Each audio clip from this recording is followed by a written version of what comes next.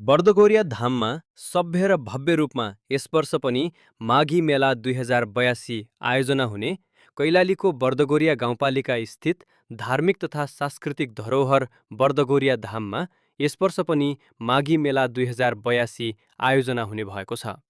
हरेक वर्ष श्रद्धालु र पर्यटकको बाक्लो उपस्थितिसहित सम्पन्न हुँदै आएको मेलालाई यस वर्ष पनि निरन्तरता दिन लागि बर्दगोरिया धार्मिक संरक्षण मञ्चले जनाएको छ।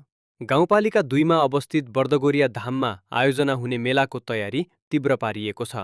यस सम्बन्धी विषयमा शुक्रबार सरोकारवाला निकायबीच छलफल भएको छ। माघी पर्वको अवसरमा मेला पुस 28 गतेदेखि माघ 2 गतेसम्म सञ्चालन हुनेछ।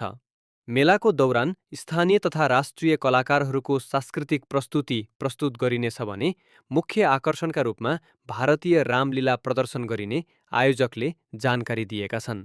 मेलाले बर्दगोरिया धार्मिक क्षेत्रको पहिचान मजबुत बनाउने, संरक्षण र विकासमा टेवा पुर्याउने तथा आन्तरिक पर्यटन प्रवर्धन गर्ने विश्वास लिइएको बर्दगोरिया क्षेत्र विकास तथा संरक्षण मञ्चका अध्यक्ष जगराम चौधरीले बताएका छन्।